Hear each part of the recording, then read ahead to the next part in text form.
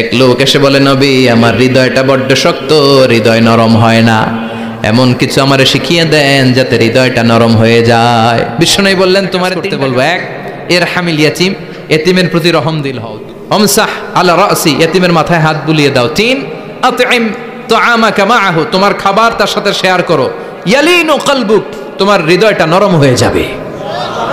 অনেকে আছে দোয়া করলে চোখ দিয়ে পানি বের হয় না, আসরে নাই? কঠিন হৃদয়, হৃদয় নরম হয় না। এতিমের মাথায় হাত বুলিয়ে দিবেন, আপনার হৃদয়টারে নরম করে দিবে কে? যাদের ঘরে শান্তি নাই, জ্বালা যন্ত্রণা, একটু এতিমখানায় যাবেন, কিছু দান সৎকা করবেন। ওরা খেতে পায় না, ওদেরকে খাবার দিয়ে আসবেন, একটা গরু দিয়ে আসবেন, একটা খাসি দিয়ে আসবেন, ওরা খাবে, আপনার জন্য দোয়া করবে, আর মাথায় একটু হাত বুলিয়ে দিয়েন। বিশ্বনবীর আল্লাহ বললেন, নবী ফাআম্মাল ইয়াতীমা ফালা তাখহার, এতিমকে তুচ্ছ জ্ঞান করবেন না। আপনি নিজেও এতিম ছিলেন, ছোটবেলা বিকেলে খেলতে খেলতে সবার বাবা এসে ছেলেদেরকে নিয়ে যেত, আপনারা নেয়ার মতো কেউ ছিল না। আপনি নিজে এতিম ছিলেন, আপনি ওদের দুঃখ বুঝবেন, এজন্য খবরদার, ফাআম্মাল ইয়াতীমা ফালা তাখহার। বিশ্বনবীর আল্লাহ ধমক দিয়ে বলে, ফালা তাখহার, এতিমদের প্রতি কঠোর হবেন না, তুচ্ছ জ্ঞান করবেন না, এতিমের সাথে রূঢ় আচরণ করবেন না। এতিমের সাথে রূঢ় আচরণ করা কবিরা গুনাহ। নামে আল্লাহ কোরআনে একটা সূরা দিয়েছেন, আল মাউন। আরাআইতাল্লাযী ইউকাযযিবু বিদ্দীন, পড়েন, ফাযালিকাল্লাযী ইয়াদউল ইয়াতীম। আপনি কি দেখেন নাই, ওরা দিনকে অস্বীকার করে আর ওরা এতিমকে ঘাড় ধাক্কা দিয়ে বের করে দেয়। এতিমের সাথে যারা খারাপ আচরণ করে এরা কখনো ভালো মানুষ হতে পারে না। এজন্য এতিমের সম্পদ অন্যায়ভাবে আত্মসাৎ করা যাবে। এতিমের মাথায় হাত বুলিয়ে দিলে হৃদয়টারে নরম করে দেয় কে? বিশ্বনবী এতিম ছিলেন, তাই এতিমের দরদ বিশ্বনবী ভালো বোঝেন। এজন্য বিশ্বনবীর প্রথম ওয়ার্ক প্ল্যান, কর্মসূচি দিলেন, ফাআম্মাল ইয়াতীমা ফালা তাকহার, খবরদার নবী এতিমের সাথে কখনো খারাপ আচরণ করবেন। দুই নম্বর কর্মসূচি, ওয়া আম্মাস সাইলা ফালা তানহার, ও নবী যারা সাইল, যারা ফরিয়াদি, যারা ভিক্ষুক, কখনো তাদেরকে ধমক দিবেন না। ভিক্ষুককে ধমক দিয়েন না, ফিরিয়ে দিয়ে। ভিক্ষুককে ধমক দেই, ফিরিয়ে দেই। গাড়ির মালিক গাড়িতে বসে আছে, রাস্তায় জ্যাম, কিছু ভিক্ষুক এসে, স্যার 2টা টাকা দেন। ও ভাঙ্গা থালা হাতে নিয়ে দাঁড়িয়ে আপনার কাছে টাকা চায়। আপনি বড় সাহেব, ওরেও বড় সাহেব বানাইতে পারতো কে? ওই ভাঙ্গা থালাটা আপনারে হাতে দিয়ে রাস্তায় নামাইতে পারতো কে? এই কাজটা করতে আল্লাহর কয় সেকেন্ড লাগে? এজন্য ফাআম্মা সাইলা ফালা তানহার, খবরদার ফরিয়াদি ভিক্ষুককে তাড়িয়ে দিয়েন না। যতটুকু পারেন দেন। বিশ্বনবী কখনো কোনো ফরিয়াদিকে তাড়িয়ে দিতেন না। সুবহানাল্লাহ পড়েন। যেই বিশ্বনবীর কাছে এসে কিছু চাইতো, বিশ্বনবী দিতেন। বিশ্বনবী কখনো কাউকে ফিরিয়ে দিতেন না।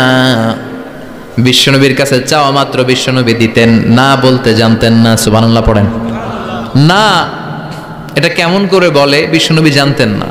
একবার এক সাইল এসে বললে, ইয়া রাসূলুল্লাহ আ'তিনি কামিসান, আমাকে একটা জামা দেন। বিশ্বনবীর গায়ে তখন একটাই জামা। কয়টা? বিশ্বনবী কি আর করবেন, না তো করতে জানেন না, নিজের জামাটাই খুলে দিয়ে দিলেন। এখন বিশ্বনবীর গায়ে কয়টা জামা? কয়েকটা। কয়টা? কোনো জামা নাই। ছিল কয়টা? ওইটাই তো দিয়ে দিস। আল্লাহ বিশ্বনবীরে বললেন, ওয়াল্লাযীনা ইযা আনফাকু লাম ইউসরিফু ওয়া লাম ইয়াকতুরু ওয়া কানা বাইনা যালিকা কাওয়ামা। মুমিনদের বৈশিষ্ট্য হবে এমন, যখন দান করবে, দান করতে যে অপচয় করবে না, কিপটামিও করবে না, মাঝামাঝি। সুবহানাল্লাহ। মানে বুঝালেন নবী, আপনার যদি 2টা জামা থাকতো না হয় একটা দিতেন। ছিল কয়টা? তো ওইটা যে দিয়েছেন আপনি গায়ে দিবেন কি? কি নবী ছিল? একটা ছিল, একটাই দিয়ে দিছে। সুবহানাল্লাহ পড়েন। এজন্য যারা সাইল, ফরিয়াদিদেরকে তাড়িয়ে দেয়া যাবে না। উপরের হাত নিচের হাতের চেয়ে উত্তম যারা দান করে, যারা সাইল ফরিয়াদিদেরকে দেয়, ভিক্ষুকদেরকে যারা দেয়, তাদেরকে পছন্দ করে কে? দে যাকাত, তোরা দে রে যাকাত, তোর দিল খুলবে পরে, আগে খোলো খাত। দে যাকাত, দে যাকাত, তোরা দে রে যাকাত। ঠিক কি না? দানশীলদের পছন্দ করে কে? আল্লাহ কৃপণদেরকে পছন্দ করে না, আল্লাহ দানশীলদেরকে পছন্দ করে। ডান হাত যা দান করে বাম হাত তা জানে না, তার মানে গোপন দান। কি দান? গোপন দান আল্লাহর কাছে প্রিয়। গোপন দান আল্লাহর ক্রোধকে প্রশমিত করে, কমিয়ে দেয়। আপনার কোনো পাপ কাজের কারণে আল্লাহ যদি আপনার উপর রেগে থাকে, আপনি গোপন কিছু সদাকা করবেন, দেখবেন আল্লাহর রাগ কমে গিয়েছে, আল্লাহ আপনার উপর খুশি হয়ে গিয়েছে। সুবহানাল্লাহ পড়েন। কিন্তু লোক দেখানো যদি 1 কোটি টাকা দেন, অমুক ভাই মসজিদের জন্য দান করেছে 5 লক্ষ টাকা, বলেন মারহাবা। ওই কয় মারহাবা।